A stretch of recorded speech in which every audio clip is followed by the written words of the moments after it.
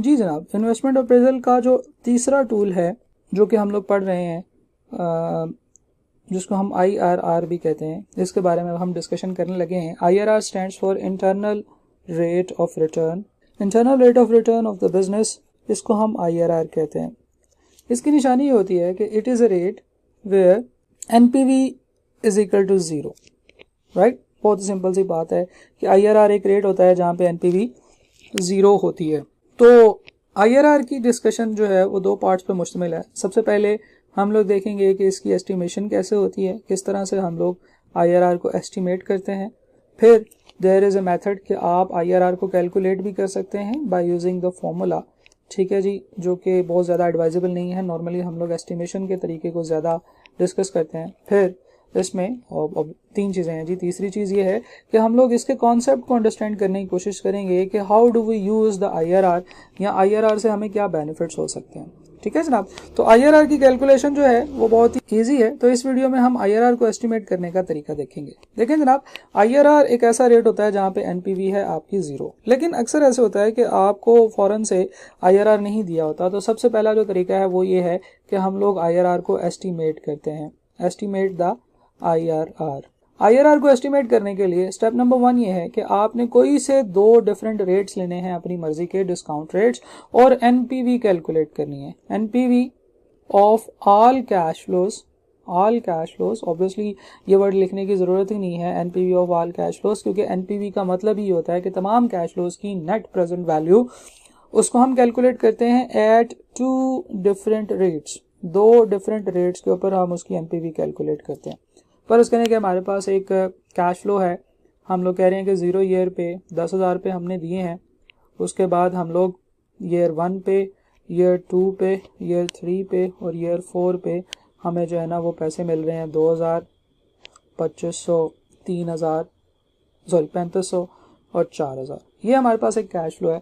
इस cash flow की net present value आपने दो रेट्स पे कैलकुलेट करनी होती है। फर्ज करें कि एक को मैं रेट A कह देता हूँ, एक को मैं रेट B कह देता हूँ।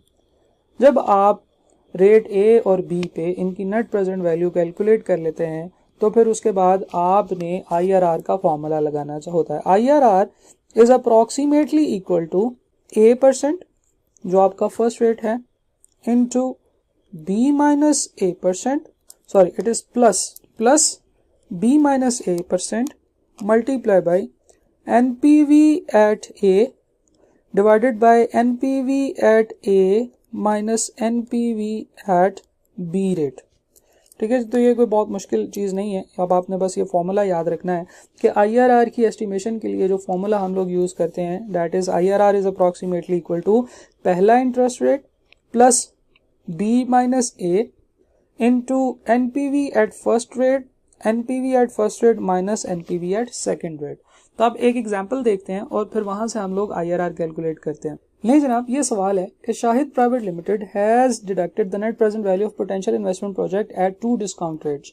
डिस्काउंट रेट है 20% और 30%। 20% के ऊपर NPV आ रही है 60 की और 30% के ऊपर NPV आ रही है 120 की। तो IRR कैलकुलेट करना है तो बहुत ही सिंपल है। IRR is approximately equal to A% plus B minus A% into NPV at A divided by NPV at A minus NPV at B।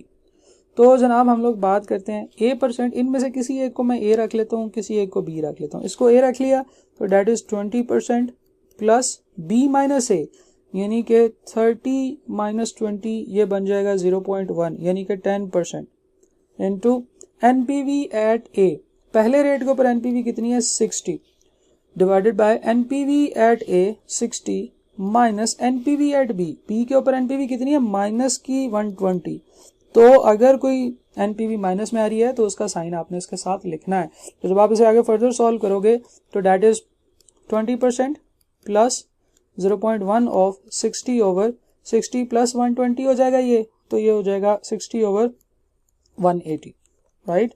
आगे सॉल्व करते हैं जनाब इसे, दैट इज 20% प्लस 60 ओवर 180 कितना होता है जनाब, 60 ओवर 180 होता है 0.33। इसको जब मैं 0.1 से मल्टीप्लाई करूंगा तो मेरे पास क्या आंसर आएगा, मल्टीप्लाई बाय 0.1, तो मेरे पास आंसर आएगा जनाब 0.03333।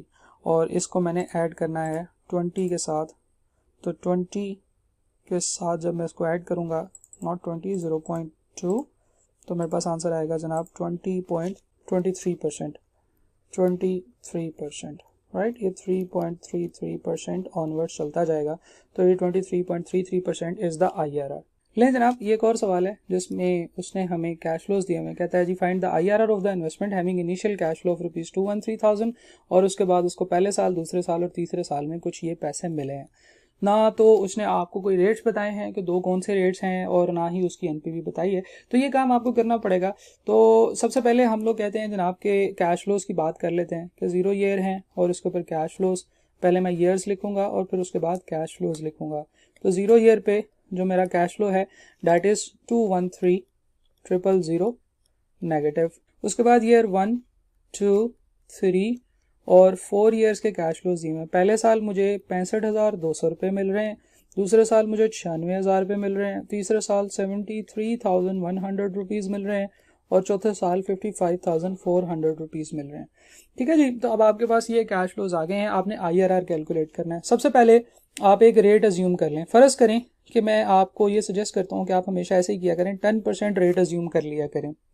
जब आप 10% रेट अज्यूम कर लेते हैं तो आपने उसके ऊपर NPV कैलकुलेट करनी है। तो जब आप इस प्रोजेक्ट की NPV 213,000 माइनस में और बाकी सारों की भी प्रेजेंट वैल्यू लिख के, और जब आप इसकी नेट प्रेजेंट वैल्यू कैलकुलेट करोगे तो ये आपकी बनेगी 18,372, राइट, 18,372। अब हम इसको सॉल्व नहीं करेंगे क्योंकि हम लोग पहले NPV कैलकुलेट करना सीख चुके हैं और अब इसके ऊपर मजीद वक्त ज़ाया करने की ज़रूरत नहीं है।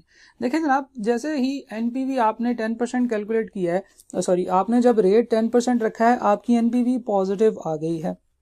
ठीक है जनाब। अच्छा, अब आपने ऐसे करना है, वैसे तो आप कोई भी रेट ले सकते हो, आप 12% दूसरा रेट ले सकते हो, 13%, 14%, 15%, कोई भी रेट ले सकते हो, इवन 2%, 3% भी ले सकते हो। 0% नहीं लेना क्योंकि उससे तो आपकी NPV बिल्कुल जो है ना वो ख़राब हो जाएगी 0% की। तो आपने एक रेट ले लेना है। आप देखें कि अगर आपकी 10% की NPV पॉजिटिव आ रही है तो आप जो अगला रेट ले रहे हो वो बढ़ा दो, यानी कि अगर पॉजिटिव है तो अगला रेट आप 15% ले लो। ठीक है, अगर यहाँ पे नेगेटिव आती तो अगला रेट 5% ले लो, तो अच्छी बात है। लेकिन अगर नहीं तो फिर भी कोई मसला नहीं है, आप कोई भी रेट ले सकते हो। मैं रिपीट कर रहा हूँ कि आप कोई भी रेट ले सकते हो, लेकिन मैं आपको ये सजेस्ट करूंगा कि आप 10% लो पहला, और उसका जो आंसर अगर पॉजिटिव आए तो आप फिर दूसरा रेट बढ़ा दो, अगर उसका आंसर नेगेटिव आए तो दूसरा रेट कम कर दो। ठीक है जी। तो दूसरा रेट जो 15% है, इसके ऊपर भी जो आपकी ये जो है ये तो बिल्कुल सेम रहेगी, बाकी सारों की जब आप कर लोगे तो आपकी जो NPV एट 15% आएगी, that will be equal to -3975। मैं फिर बता रहा हूँ कि ये कोई ज़रूरी नहीं है कि आप कोई दो स्पेसिफिक रेट लो, लेकिन for the purpose of calculations मैं आपको ये सजेस्ट करता हूँ कि आप 10% ले लें पहला और उसका आंसर देख लें। जो उसकी NPV आए, अगर वो पॉजिटिव है तो अगला बढ़ा दें, अगर वो नेगेटिव है तो अगला रेट कम कर दें, अगला रेट 5% कर दें तब। ठीक है जी। अब अगली बात यह है कि आपने IRR कैलकुलेट करना है। तो IRR is approximately equal to का वर्ड बहुत ज़रूरी है यहाँ पे अंडरस्टैंड करना, क्योंकि ये जो फॉर्मूला हम लोग यूज़ कर रहे हैं which is A% plus B minus A% into NPV at A minus NPV at B। तो ये जो फार्मूला हम लोग यूज़ कर रहे हैं, ये फार्मूला एक्सट्रापोलेशन का फार्मूला कहलाता है और ये फार्मूला अप्रॉक्सीमेट आंसर देता है।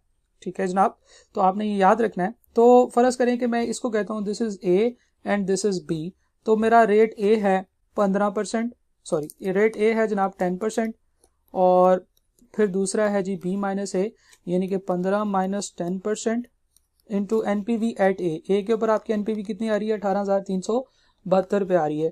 तो 18,372 divided by 18,372 minus NPV at B की NPV नेगेटिव है तो -3975। तो आप जब 3975 के साथ करोगे तो आपका, जब आप इसको सॉल्व करोगे तो आपका IRR जनाब आ रहा होगा 14.111%, right. This is how we estimate the IRR और ये एस्टिमेट IRR की एस्टिमेशन का फॉर्मूला है। इसके अलावा IRR के जितने भी सवाल आप देखोगे उसमें यही होगा कि आपने पहले NPV कैलकुलेट करनी है, फिर NPV में वो सारी की सारी कॉम्प्लिकेशंस वो डाल सकता है।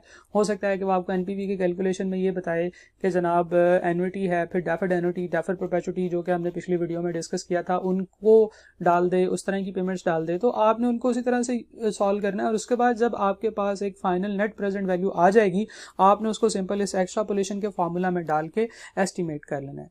IRR का ये फार्मूला ज़्यादा यूज़ किया जाता है जो अकाउंटेंसी की फील्ड है उसके अंदर हम लोग IRR के इस फार्मूले को ज़्यादा इस्तेमाल करते हैं, राइट।